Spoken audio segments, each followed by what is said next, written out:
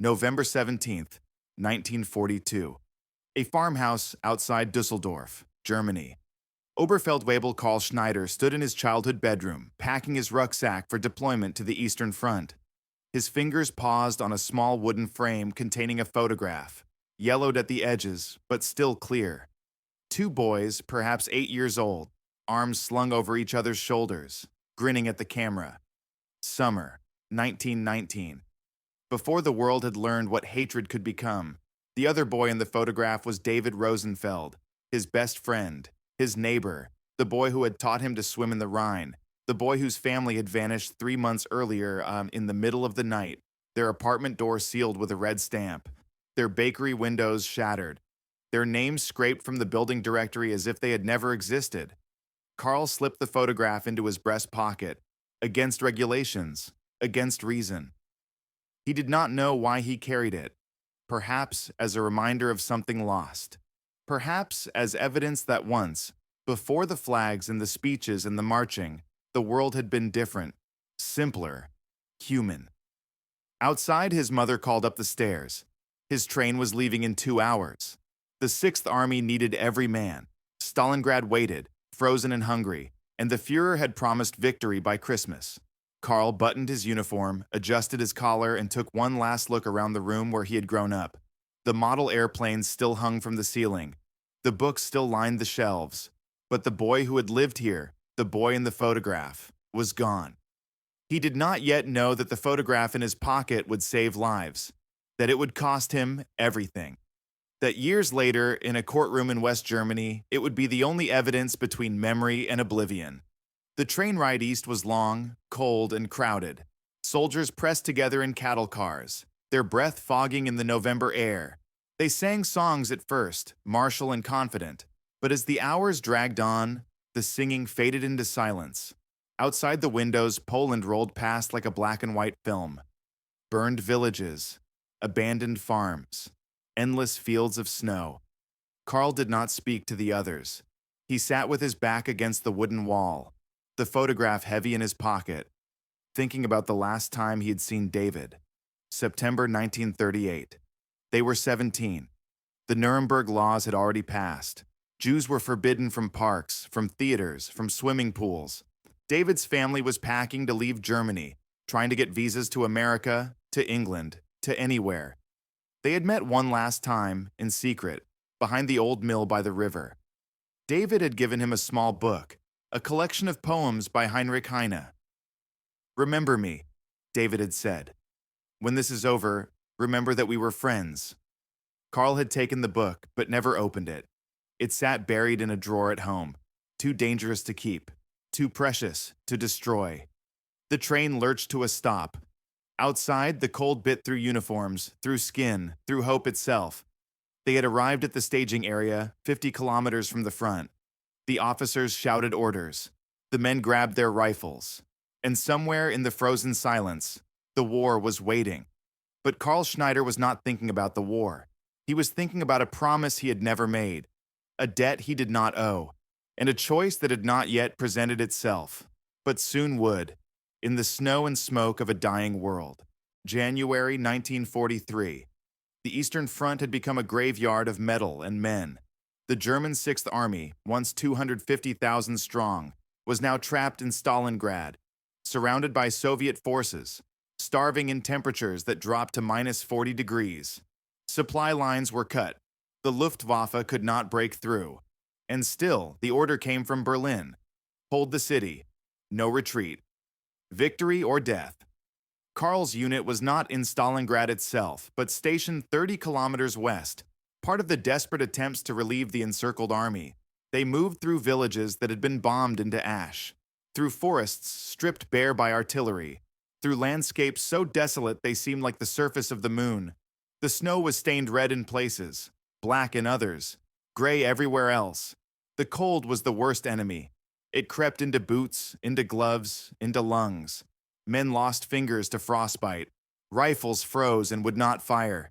Engines seized, horses collapsed and were butchered for meat. At night, soldiers huddled together for warmth, their breath forming ice on their collars, their minds retreating into memories of home, of warmth, of life before this. Carl wrote letters he could not send, his notebook filled with fragments. The snow here does not melt. It only grows deeper, as if trying to bury us alive.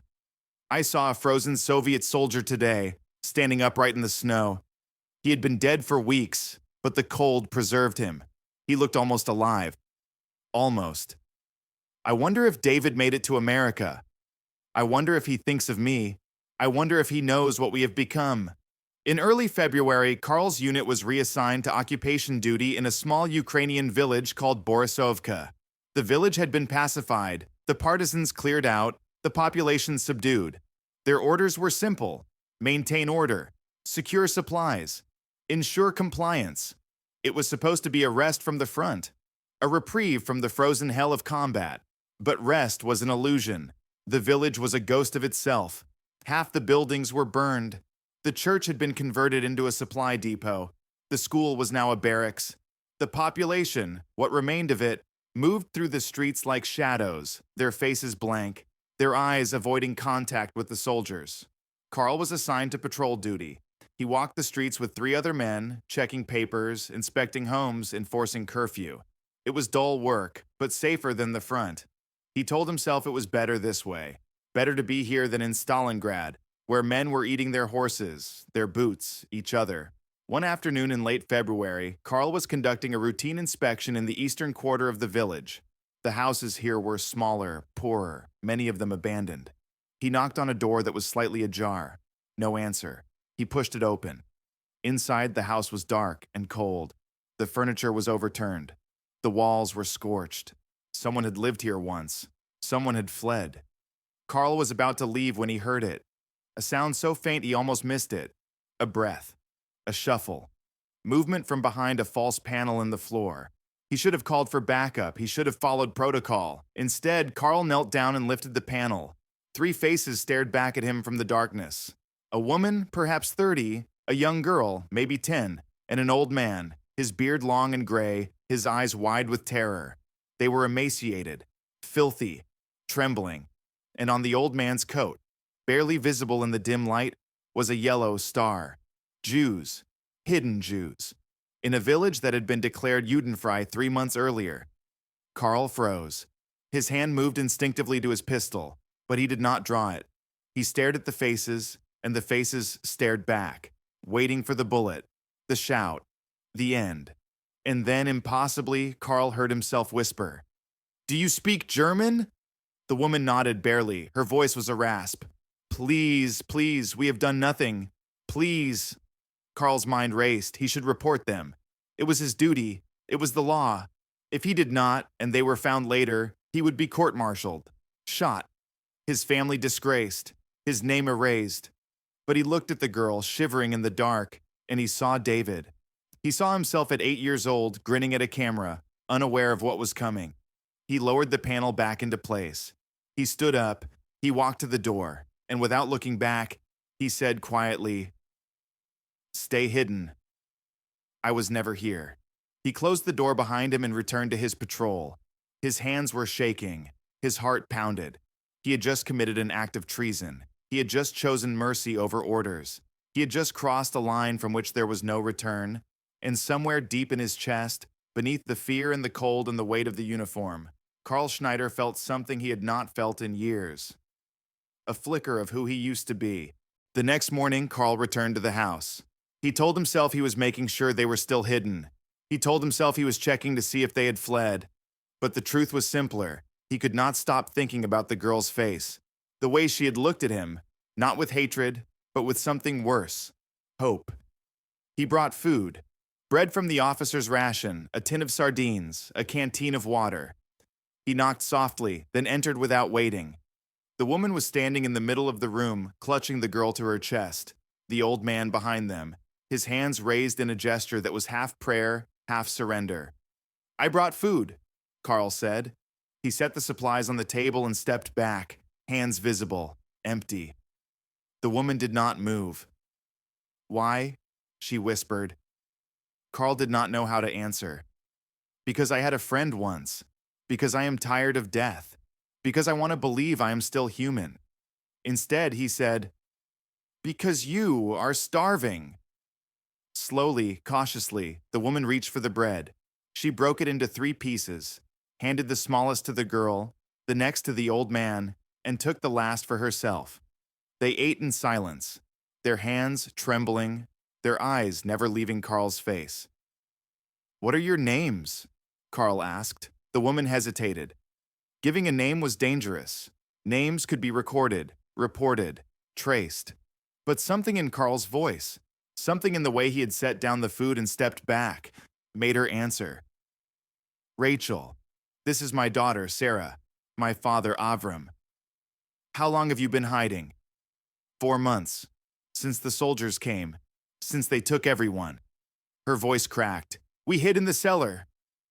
We heard the screams, we heard the gunfire, and then silence. "We have been here ever since." Carl nodded. He knew what had happened. Every soldier knew. It was not discussed, not openly, but everyone knew. The Einsatzgruppen, the special units, the villages cleared, the mass graves in the forests, the reports filed in Berlin with cold efficiency. Actions completed. Judenfrei achieved. "Why did you not leave?" Carl asked. "Where would we go?" Rachel's voice was bitter now. "The roads are watched. The villages are hostile. The forests are full of wolves. We have no papers, no money, no friends. We are already dead. We are just waiting for the earth to claim us." Carl looked at Sarah. The girl was staring at him with huge dark eyes, the bread clutched in her small hands. She reminded him of the children he used to see playing in the streets of Dusseldorf, before the laws changed, before the uniforms appeared, before the world became a place where children hid in cellars and waited to die. "I will come back," Carl said. "I will bring more food. But you must stay hidden. If anyone finds you, I cannot help you. Do you understand?" Rachel nodded. "Why are you doing this?" Carl did not answer. He turned and left, closing the door softly behind him. Over the following weeks, Carl became a smuggler of mercy. He stole from the supply depot. He pocketed rations during distributions. He lied to the quartermaster about inventory losses. Every few days, he returned to the house with whatever he could carry: bread, canned meat, potatoes. Once, a jar of honey, which made Sarah smile for the first time. He also brought news. The war was not going well. Stalingrad had fallen. The Sixth Army surrendered in February. Over 90,000 German soldiers were marched into Soviet captivity. Only 6,000 would ever return home. The Eastern Front was collapsing. The Red Army was pushing west. It was only a matter of time before the Soviets reached Borisovka. "You need to leave," Carl told Rachel. "When the Soviets come, this village will be a battlefield. You cannot stay here." "Where can we go?" Rachel asked again, the same hopeless question. Carl had been thinking about this. There was a partisan group operating in the forest to the south. Anti-German, yes, but also desperate for information. If he could make contact, if he could offer them intelligence in exchange for safe passage for Rachel's family, perhaps there was a chance. It was insane. If his superiors discovered he was aiding Jews, he would be executed. If the partisans discovered he was a German soldier, they would kill him. But the alternative was to do nothing, to let Rachel and Sarah and Avram starve in the cellar while the world burned around them, and Carl could not do that. Not anymore. He began to plan. He studied patrol routes, supply schedules, sentry rotations. He memorized the locations of minefields, machine gun nests, artillery positions. Information that could get Germans killed. Information that could save the Rosenfelds. One night, Carl sat in his bunk and took out the photograph.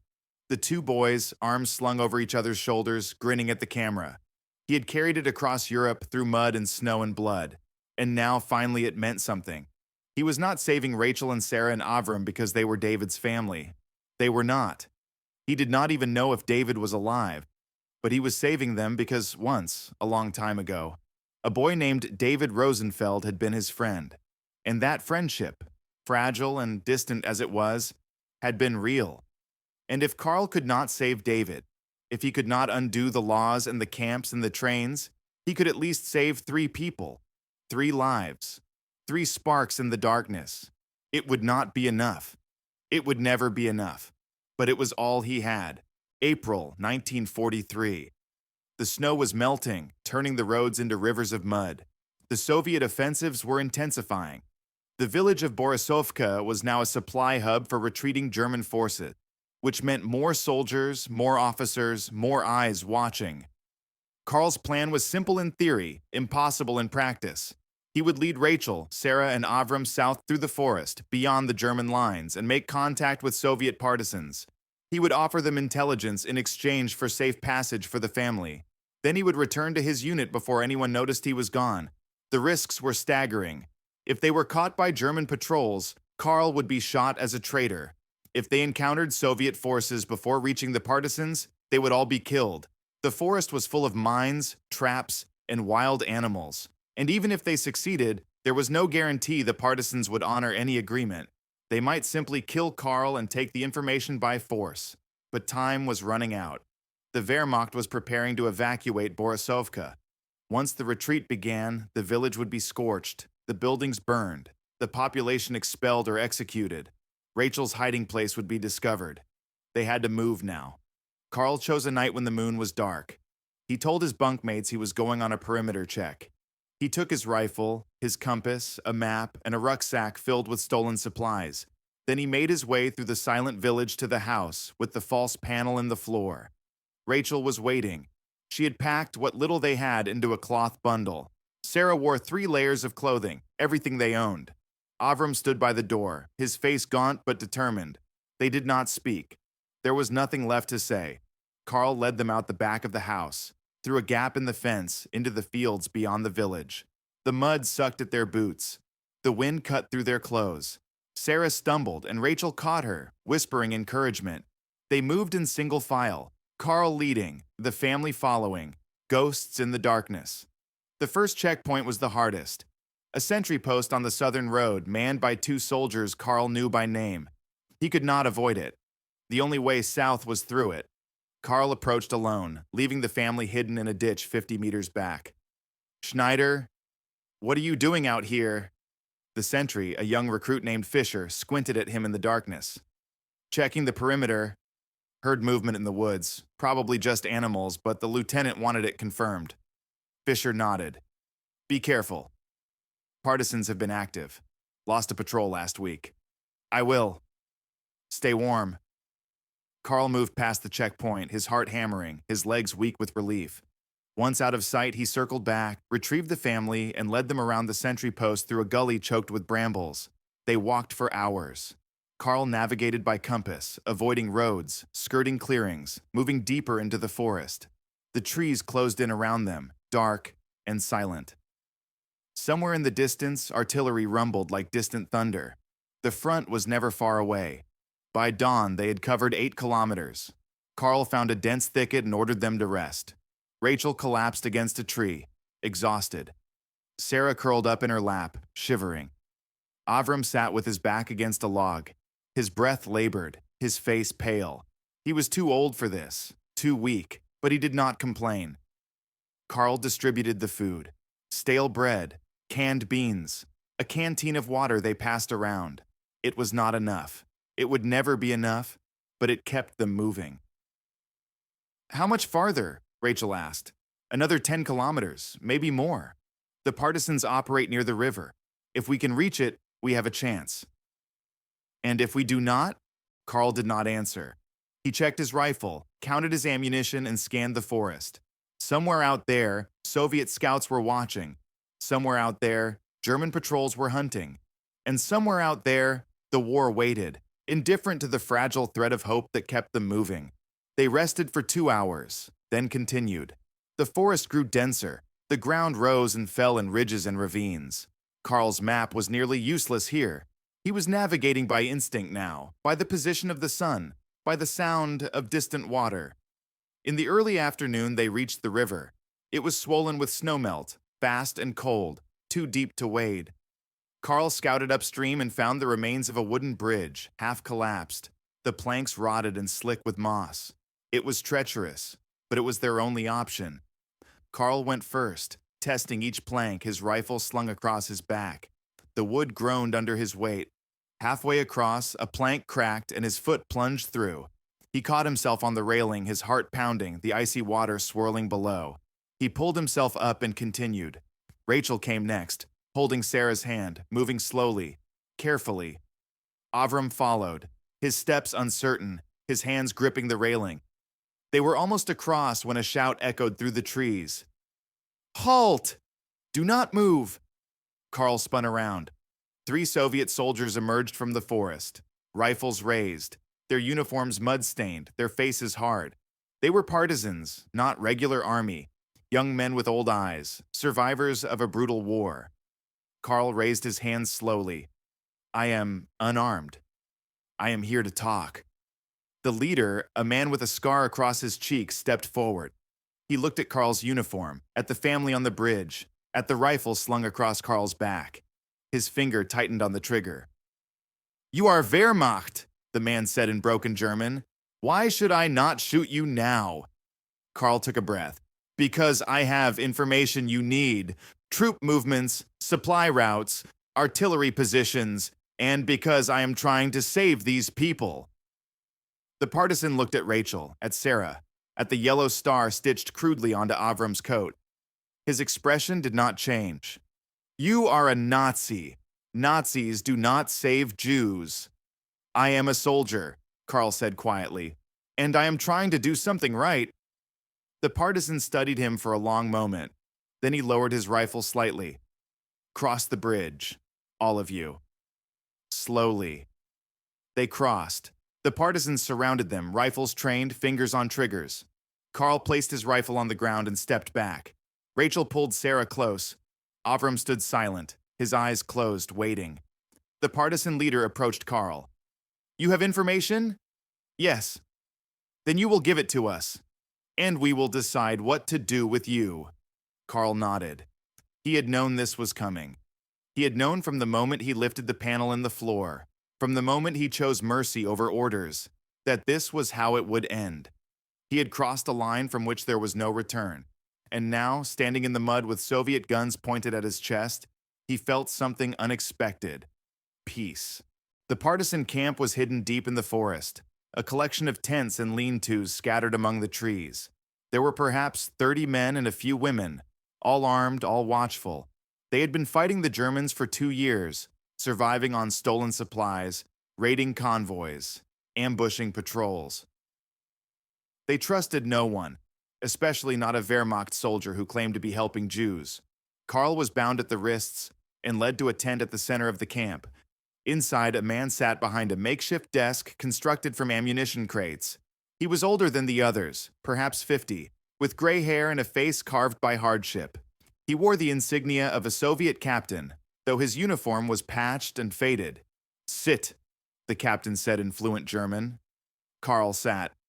The partisan leader with the scar stood behind him, rifle ready. The captain studied Carl in silence, his eyes cold and calculating. "You are Oberfeldwebel Karl Schneider, 6th Army, reassigned to occupation duty in Borisovka. You have been stationed there for 2 months, correct?" Carl nodded. The partisans had sources. They knew more than he expected. "And you claim to be helping a Jewish family escape? Why?" Carl met the captain's gaze. "Because it is the right thing to do." The captain laughed, a bitter sound. "The right thing? Tell me, Oberfeldwebel, how many villages have you occupied? How many homes have you searched? How many people have you stood by and watched disappear?" Carl said nothing. The captain was right. He had stood by. He had followed orders. He had been complicit in crimes he could not name, could not face. But he had also, finally, chosen to act. "I cannot undo what has been done," Carl said quietly, "but I can try to save 3 lives." The captain leaned forward. "Or you are a spy, sent to infiltrate us, to learn our position and report back to your commanders." "If I were a spy, I would not have brought them." Carl gestured toward the tent entrance, where Rachel, Sarah, and Avram were being held under guard. "I would have come alone." The captain considered this. "Perhaps. Or perhaps you are simply clever. Either way, you are a German soldier, and German soldiers have killed my men, burned my villages, murdered my family." He paused. Give me one reason I should not shoot you now. Carl reached slowly into his breast pocket. The partisan behind him tensed, but Carl moved carefully, pulling out the photograph. He placed it on the desk. This is David Rosenfeld, Carl said. He was my best friend. We grew up together in Dusseldorf. When the laws changed, his family tried to leave Germany. I do not know if they made it. I do not know if he is alive. He paused. The family I brought here, they are not David's family. They are strangers. But they are Jews, and they are hiding, and I could not let them die. Not when I could do something. Not when I had a choice. The captain picked up the photograph. He studied it for a long moment, the two boys grinning at the camera, their arms around each other, innocent of what was coming. Your friend, the captain said. What happened to him? I do not know. I lost contact with him in 1938. His family was trying to get to America. Carl's voice was steady, but his hands trembled. I never said goodbye. I never told him I was sorry. I just let him go. The captain set the photograph down. He was silent for a long time. Then he said, You're either the bravest fool I've ever met or the stupidest. Possibly both. Probably both, Carl agreed. The captain almost smiled. You said you have information. Carl nodded. He spent the next hour describing everything he knew. Troop movements, supply routes, artillery positions, minefield locations, patrol schedules. The partisans wrote it down, cross-referenced it with their own intelligence, asked detailed questions. Carl answered them all. When he finished, the captain sat back. This is valuable. Very valuable. It will save lives. Soviet lives. Good, Carl said, but it does not change what you are. You are still a German soldier, and I am still a Soviet officer. We are enemies. I know. If I release you, you will return to your unit. You will continue to fight against us. You may even use this experience to improve your operational security, making it harder for us to succeed in future operations. Carl said nothing. The captain was right.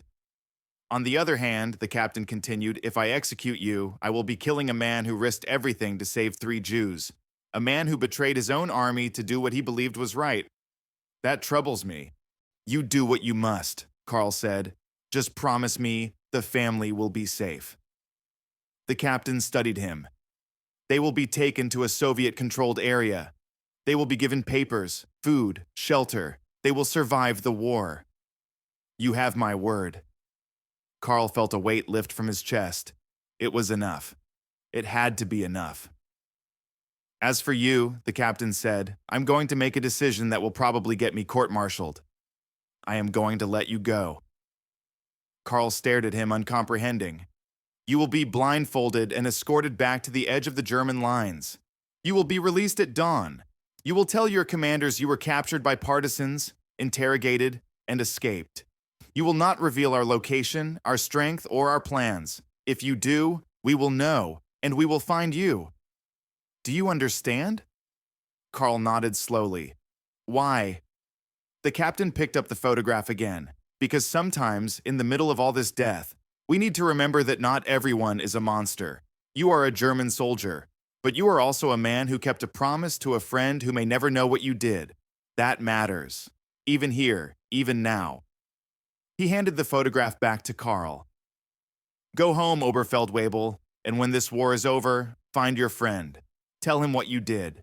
Tell him there were still good men, even in the worst of times. Carl took the photograph, his hands shaking. He did not know what to say. There were no words for this. The captain stood. One more thing. The family, they asked to see you before you go. Carl was led to a small tent where Rachel, Sarah, and Avram waited. When Rachel saw him, she stood, her eyes filled with tears. They told us you are leaving, she said. Yes. They told us you were going back. To your unit. To the war. Yes. Rachel stepped forward. She took his hands in hers. Why did you do this? Why did you risk everything for us? Carl looked at Sarah, standing beside her mother, her dark eyes watching him. He thought about David, about the boy in the photograph, about the world that had been and the world that was, because I wanted to remember what it means to be human, he said quietly, and because you deserved a chance. Rachel pulled him into an embrace. Carl stood stiffly, awkwardly, unused to such gestures. Then slowly, he put his arms around her. Avram placed a hand on his shoulder. Sarah hugged his leg. They stood like that for a moment. Four strangers bound by an impossible act of grace in the middle of a war that had no room for grace. Then Carl stepped back. He looked at them one last time. Live, he said, for all of us. Live. He turned and walked out of the tent into the gray dawn, toward the forest and the war and the price that was still to come. Carl was escorted to the edge of the forest, blindfolded, his hands still bound. The partisans removed the blindfold just before dawn, cut his bonds, and pointed him toward the German lines. He walked alone through the mud and mist, the rising sun at his back, his mind numb. He had saved 3 lives. He had betrayed his country. He had crossed a line from which there was no return, and now he was walking back into the machine, back into the uniform, back into the war, as if nothing had happened, as if he were still the same man, but he was not the same man. Something had broken inside him, or perhaps something had healed. He did not know which. He only knew that when he thought of Rachel and Sarah and Avram, alive and safe, he felt no regret. Carl reached the German lines just after dawn. The sentries shouted at him, rifles raised, demanding identification. He gave his name, his rank, his unit. They searched him, questioned him, then escorted him back to Borisovka. The village was in chaos. Orders had come through during the night. Full retreat. The Red Army was advancing faster than expected. Every unit was to pull back immediately, taking only essential supplies. The village would be burned to deny the Soviets shelter. Karl's commanding officer, Hauptmann Müller, grabbed him by the collar. "Where the hell have you been, Schneider? You disappeared for 2 days. We thought you were dead." "I was captured by partisans," Karl said, the lie smooth and practiced. "Taken during a perimeter check. They interrogated me. I escaped this morning." Miller studied him, his eyes suspicious. "Escaped? How?" "They were moving camp. I slipped my bonds and ran. They did not pursue. It was a weak story, full of holes. But Miller was distracted, overwhelmed by the retreat orders. He did not have time to dig deeper.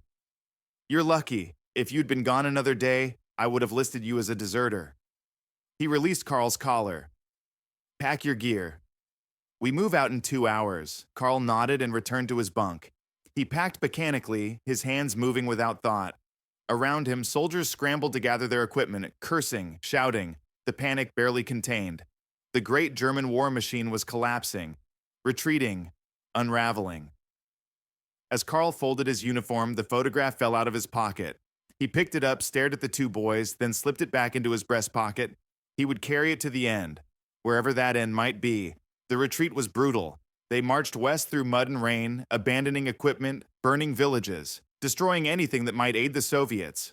The roads were clogged with soldiers, refugees, deserters. Discipline collapsed. Men threw away their rifles and ran. Officers shot deserters on the spot, then deserted themselves. It was chaos. It was the end. Carl marched with his unit, but his mind was elsewhere. He thought about Rachel and Sarah and Avram. He wondered if they had reached safety. He wondered if they would survive the war. He wondered if he would. Weeks passed. They reached the Dnieper River, then fell back further. They reached Poland. The retreat continued. Soldiers dropped from exhaustion, from typhus, from despair. The Red Army pressed forward, relentless, vengeful, unstoppable. In July 1943, Karl's unit was surrounded near Kursk.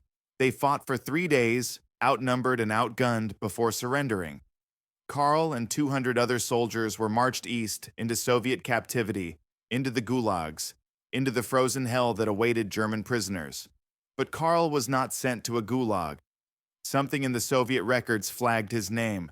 An interrogation report from a partisan unit, a note about intelligence provided, a mention of a Jewish family.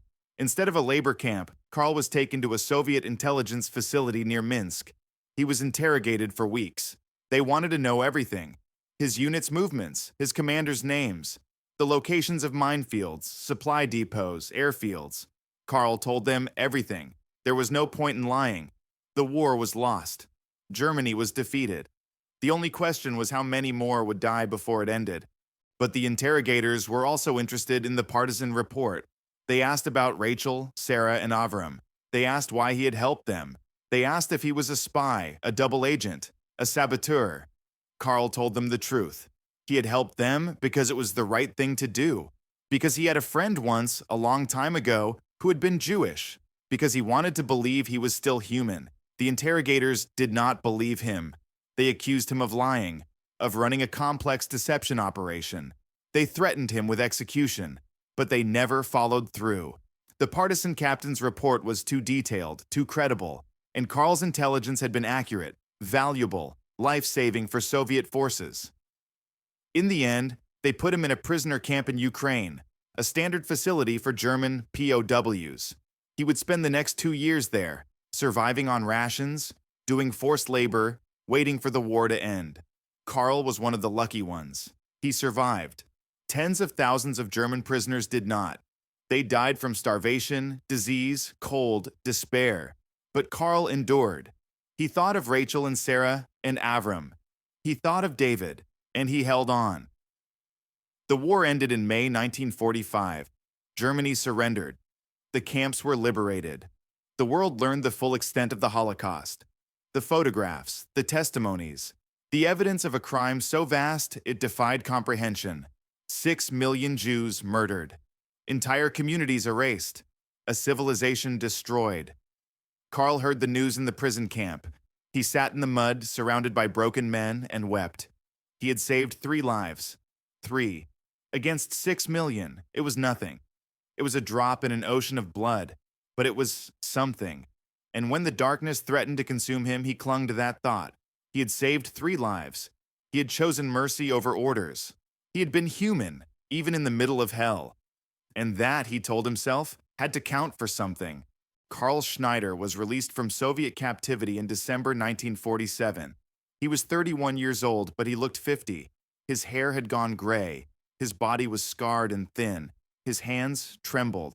He boarded a train heading west toward Germany, toward home, toward a country he no longer recognized. Germany was in ruins. Berlin, Dresden, Hamburg, Munich, all reduced to rubble. Millions were dead. Millions more were displaced, homeless, starving. The economy was shattered. The government was occupied. The nation was divided. East and West, communist and capitalist, a battleground for the new Cold War. Karl returned to Dusseldorf. His childhood home was still standing, though damaged by bombs. His mother had died during the war, killed in an air raid in 1944.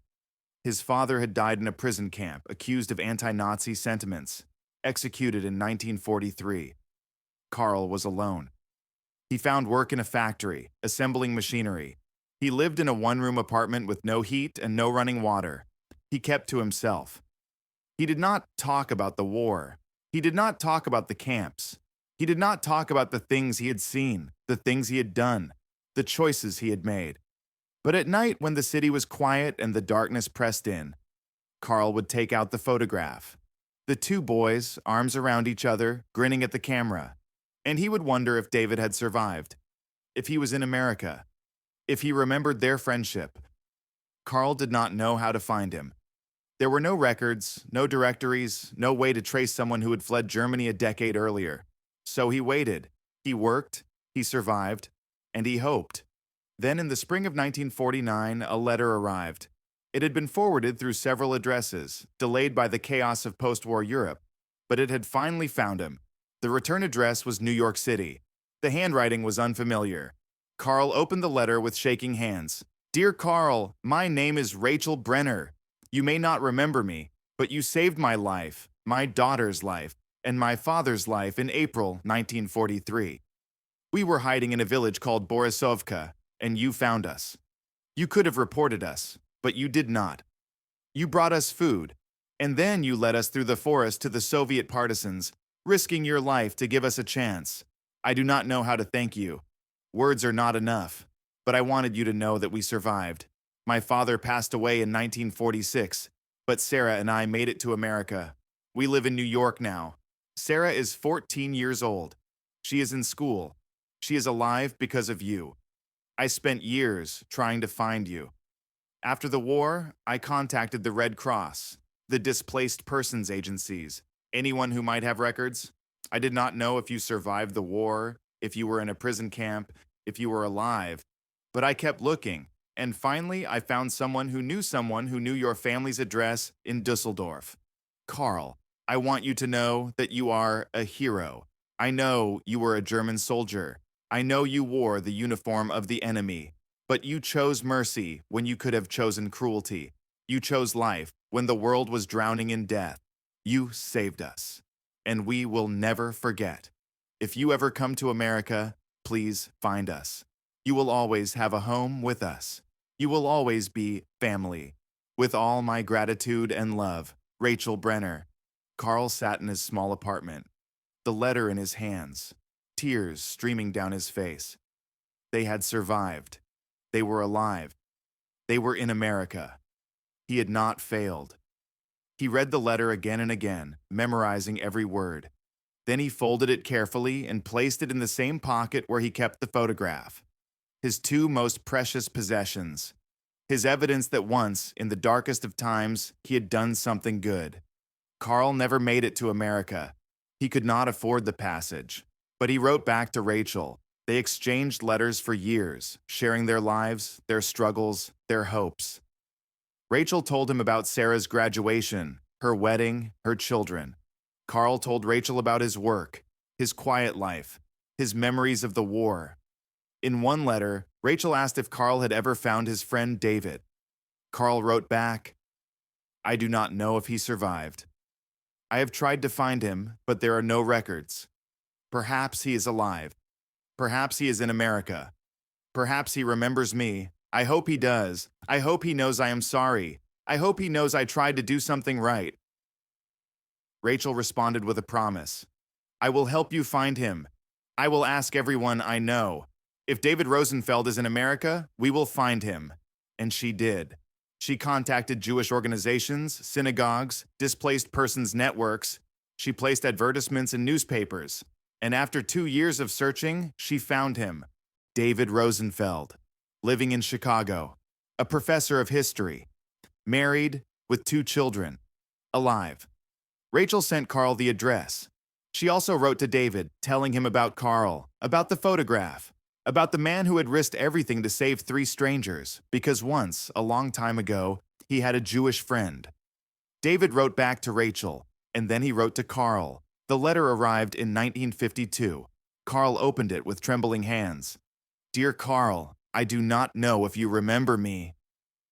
We were children together, a lifetime ago. You were my best friend. When my family had to leave Germany, I did not get to say goodbye. I always wondered what happened to you. Rachel Brenner told me what you did. She told me you saved her family. She told me you carried a photograph of us, the one from that summer by the Rhine. I remember that day. We were so happy, so innocent. We did not know what was coming. Carl, I do not know what to say. You were part of a system that destroyed my people. You wore the uniform of the enemy. But you also risked everything to save 3 lives. You chose mercy. You chose to be human, and that matters. I forgive you. For whatever you feel you need to be forgiven for, I forgive you. You were my friend. You are still my friend. If you ever come to America, you will stay with us. You will meet my family. We will sit by the lake, the way we used to sit by the Rhine, and we will remember the boys we were. With all my love, David." Carl sat in his apartment and wept. He wept for the years lost, for the friendship broken, for the world that had been destroyed. But he also wept with relief. He was forgiven. He was still a friend. He had not been erased. He wrote back to David. They exchanged letters for the rest of their lives. Carl never made it to America. He died in Dusseldorf in 1963. At the age of 47, his body worn out by years of hard labor and malnutrition. But he died knowing that the 3 lives he had saved were thriving, that his friend had forgiven him, that he had done something good. In his will, Karl left two things: the photograph of two boys by the Rhine, and Rachel's letter. He left them both to Sarah, Rachel's daughter, with a note. These are proof that even in the darkest times, humanity survives. Carry them forward. Remember me, remember what we can be when we choose mercy over hate. In 1965, 2 years after Karl Schneider's death, Rachel Brenner traveled to Germany. She stood at his grave in a small cemetery in Düsseldorf, a simple headstone with his name and dates. She placed a stone on the grave, as is the Jewish tradition, and said a prayer for the man who had saved her life. Sarah was with her, now a young woman of 26, married, with a child of her own. She had never met Karl, but she had grown up hearing stories about him, the German soldier who had risked everything, the man who had chosen mercy. Why did he do it? Sarah asked, standing beside her mother at the grave. Why did he save us? Rachel was silent for a long time. Then she said, because he remembered what it meant to be human. Because he had a friend once who taught him that people are people, no matter what the laws say. And because, in the end, he wanted to believe that one good act could matter, even in a world full of evil. Sarah placed her own stone on the grave. I wish I could have thanked him. You can, Rachel said, by living, by raising your children, by telling them this story. That is how you thank him, by proving that his choice mattered. Years passed. Rachel and Sarah returned to America. They told Karl's story to their family, their friends, their community.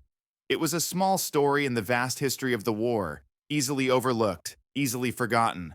But it was also a story of humanity in the darkest of times, and that made it worth remembering. In 1985, Sarah Brenner Cohen received a letter from Yad Vashem, the Holocaust Remembrance Center in Israel. They had been contacted by a historian researching acts of rescue during the war. The historian had found documents in Soviet archives, including a partisan report from April 1943 describing a Wehrmacht soldier who had led a Jewish family to safety. The name in the report was Karl Schneider. Yad Vashem asked Sarah if she would provide testimony, if she would come to Israel and tell Karl's story, so that he could be recognized as one of the righteous among the nations, a non-Jew who had risked their life to save Jews during the Holocaust. Sarah agreed. She traveled to Israel with her mother, now elderly but still sharp, still fierce, still grateful. They gave their testimony. They provided the letters, the documents, the photograph of two boys by the Rhine. And in 1987, Karl Schneider was posthumously recognized as righteous among the nations. A tree was planted in his honor at Yad Vashem. His name was added to the Wall of Honor, and a certificate was sent to his surviving relatives, a distant cousin in Munich who had never met him, but who wept when she learned what he had done. The story spread. Newspapers picked it up. Documentaries featured it. Scholars studied it. Karl Schneider became a symbol, a reminder that even in the machinery of genocide, individuals could choose mercy, that even soldiers of the Third Reich could act with humanity. But Sarah always worried that the story was being simplified, that people saw Karl as a hero without understanding the cost. Because Karl had paid a price for his choice. He had been imprisoned, starved, broken. He had returned to a ruined country, lived in poverty, died young. He had sacrificed everything, and he had saved 3 lives. 3 out of 6 million. Sarah often thought about that. 3 lives. Was it enough? Was it significant? Did it matter in the face of such overwhelming evil?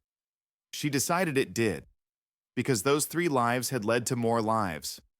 Rachel's daughter, Rachel's grandchildren, Rachel's great-grandchildren. Dozens of people now living, loving, laughing, because one man had made one choice in a forest in Ukraine in 1943, and because the story itself mattered. It proved that even in the worst of times, goodness was possible, that individuals could resist, that humanity could survive, even when the world was trying to extinguish it. In 2015, Sarah's grandson, Michael, traveled to Germany as part of a school trip studying the Holocaust. He visited Düsseldorf. He found Karl's grave. It was overgrown now, the stone weathered but still there. Michael cleaned the grave, placed a stone, and said a prayer for the great uncle he had never met but whose choice had made his existence possible. He also visited the house where Karl had grown up. It was still standing, converted into apartments. The current residents knew nothing about Karl Schneider. The neighborhood had forgotten him. But Michael stood on the street where two boys had once played, where a friendship had once been real, and he thought about the photograph his great-grandmother had shown him. Two boys, arms around each other, grinning at the camera. Innocent, hopeful, unaware of what was coming. Michael took a picture of the street and sent it to his grandmother. Sarah, now in her 80s, looked at it and smiled. "That is where it began," she said, "a friendship between two boys. And that friendship, even broken, even lost, even buried under years of war and hate, still managed to save us." She paused. "That is the miracle. Not that Karl was a hero, but that he was a friend. And that friendship, even in its faintest echo, was stronger than all the propaganda, all the hate, all the evil." Today, Karl Schneider's story is taught in schools across Germany, Israel, and the United States. It is a story of moral courage, of individual resistance, of the power of one person to make a difference. But it is also a story of cost, because Karl paid for his choice with his life, his freedom, his future. And it is a story of memory, because without Rachel's letters, without Sarah's testimony, without the historian who found the documents, Karl would have been forgotten. Just another name in a Soviet prison camp record, just another German soldier lost in the chaos of war. But he was not forgotten. He was remembered. And in that remembering, his choice continues to matter. Rachel Brenner passed away in 2003 at the age of 91. She died surrounded by her children, grandchildren, and great-grandchildren, a family that existed because one man, 70 years earlier, had chosen mercy. At her funeral, Sarah read from one of Karl's letters. "I cannot undo the past. I cannot bring back the millions who were lost, but I saved 3 lives. And I hope, when I stand before God, that will be enough." Sarah looked up from the letter, her voice breaking. "It was enough, Karl. It was more than enough. You gave us life. You gave us hope. You gave us proof that even in the darkest times, humanity survives." She folded the letter carefully. "We will never forget you. We will tell your story to our children and our children's children, and we will teach them that one person, one choice, one act of mercy can change the world." The funeral ended. The family gathered. And in the silence that followed, in the space between memory and hope, Karl Schneider's choice echoed forward through time. 3 lives saved, dozens of descendants, hundreds of people touched by the story, thousands inspired to believe that goodness is possible, even in the face of evil. It was not redemption, it was not justice, it was not enough to balance the scales of history, but it was something. And in a world that had been consumed by darkness, something was everything. Karl Schneider was not a saint. He was a soldier of the Third Reich. He wore the uniform. He followed orders. He was complicit in the machinery of war and genocide, even if only through silence and inaction. But he was also a man who, in one moment, chose mercy over cruelty, who risked everything to save 3 strangers, who carried a photograph of a lost friendship across a war-torn continent and allowed it to guide him toward an act of humanity. His story is not one of redemption. He cannot be redeemed. The system he served cannot be forgiven. But his story is one of resistance, of an individual choosing, against all pressure, against all logic, against all safety, to be human. And in the end, that is what we remember. Not that Karl Schneider was a hero, but that he was a man who, in the middle of hell, refused to become a monster. And that refusal, small and fragile, and almost lost to history, became the foundation for 3 lives, and then dozens, and then a story that continues to remind us of what we are capable of, both for good and for evil. Karl Schneider died alone, forgotten, poor, and broken, but he did not die in vain.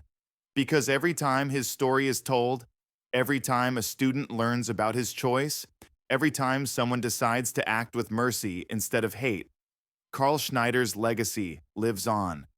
Not as a soldier, not as a German, not as a Nazi, but as a friend, as a human being, as a reminder that even in the darkest times, We can choose who we want to be, and sometimes that choice is enough to save the world.